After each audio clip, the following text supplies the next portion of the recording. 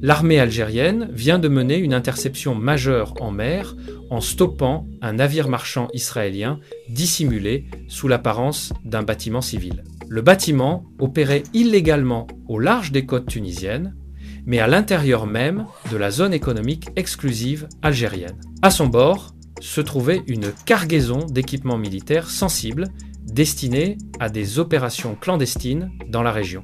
Il ne s'agissait ni d'un cargo ordinaire, ni d'un navire commercial égaré, mais bien d'une mission de soutien logistique et de renseignement soigneusement camouflée, neutralisée avec rigueur et détermination par la Marine nationale algérienne. Aujourd'hui, tous les détails de cette opération sont révélés. De la détection initiale en haute mer à la traque discrète, de l'encerclement naval et aérien à l'abordage forcé, en passant par la saisie de la cargaison, les preuves irréfutables recueillies, les réactions fébriles à Tel Aviv et les conséquences directes sur la sécurité régionale et la souveraineté algérienne. Tout débute le samedi 22 décembre 2025 à 21h43, heure d'Alger.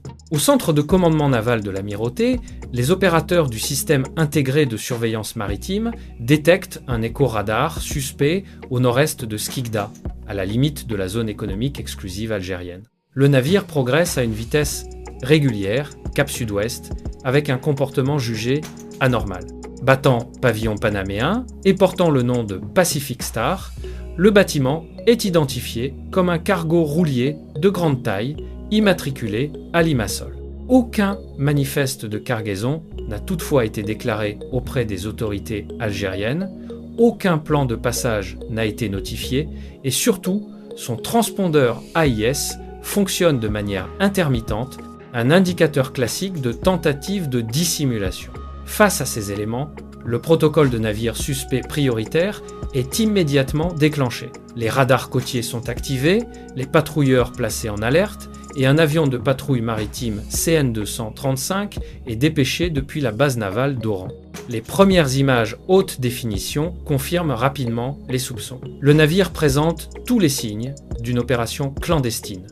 Conteneurs bâchés de manière inhabituelle sur le pont arrière, grue prête à l'emploi, embarcation rapide fixée sur les flancs et silhouette modifiée par l'ajout d'antennes satellites dissimulées sous des filets de camouflage. L'équipage visible sur le pont affiche un comportement nerveux et des mouvements parfaitement coordonnés. L'alerte est alors transmise au commandement central des forces navales.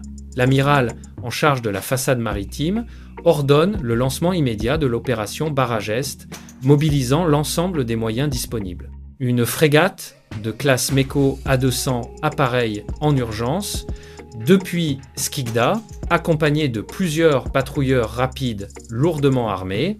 2 hélicoptères Super Lynx embarquant des commandos marines décollent également, tandis qu'un sous-marin de classe Kilo, déjà en patrouille dans la zone, reçoit l'ordre de se positionner discrètement en barrage. L'encerclement débute peu avant minuit. La frégate se place à l'avant du cargo. Pour bloquer sa progression, les patrouilleurs prennent position sur les flancs, armes prêtes, pendant que les hélicoptères survolent la zone à basse altitude. Un message radio ferme est diffusé en plusieurs langues, sommant le navire de stopper immédiatement ses machines et de se préparer à une inspection. Le Pacific Star tente alors une manœuvre d'évasion, accélérant brutalement pour rejoindre les eaux internationales. La réaction algérienne est immédiate. Un hélicoptère effectue une passe d'avertissement à très basse altitude devant la proue, tandis qu'un tir éclairant est exécuté depuis la frégate. Face à cette démonstration de force, le navire finit par ralentir, puis immobiliser ses machines. Peu après, 2 équipes de commandos marines abordent le cargo depuis des embarcations rapides. L'équipage, composé de 22 hommes capitaines israéliens et marins majoritairement ukrainiens et géorgiens, est regroupé et placé sous surveillance armée. L'inspection débute aussitôt dans les cales et sur le pont arrière.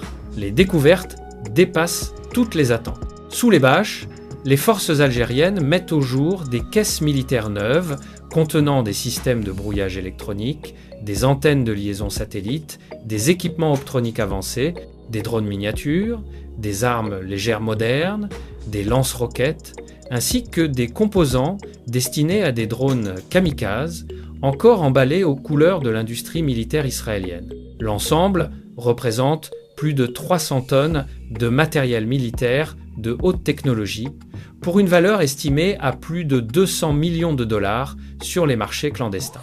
Les documents de bord sont falsifiés et mentionnent une cargaison de pièces industrielles à destination d'un port tunisien. Cependant, des bons de livraison interne retrouvés dans la cabine du capitaine indiquent un destinataire final situé près de la frontière tuniso-algérienne, laissant supposer un transbordement vers des réseaux clandestins ou des forces supplétives. Une fois l'inspection achevée, le navire est saisi et pris en remorque, puis escorté sous haute protection vers le port militaire de Skikda. Le président Abdelmadjid Tebboune, tenu informé en temps réel, valide la saisie totale ainsi que la diffusion des premières preuves matérielles. Le lendemain, un communiqué officiel confirme l'interception d'un navire marchand camouflé transportant une cargaison militaire israélienne en violation flagrante de la souveraineté maritime algérienne. Les autorités soulignent le professionnalisme de l'opération et réaffirment le caractère inviolable des eaux algériennes.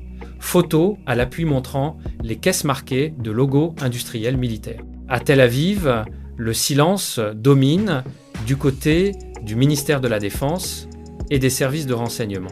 Certains médias évoquent maladroitement un navire civil victime d'une provocation, une version rapidement discréditée par les éléments présentés par Alger.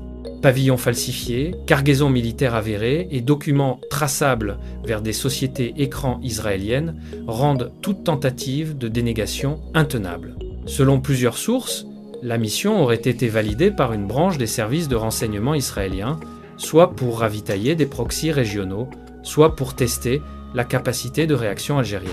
Les répercussions internes seraient déjà visibles, avec des sanctions discrètes au sein des cercles concernés. Sur le plan régional, les implications sont considérables.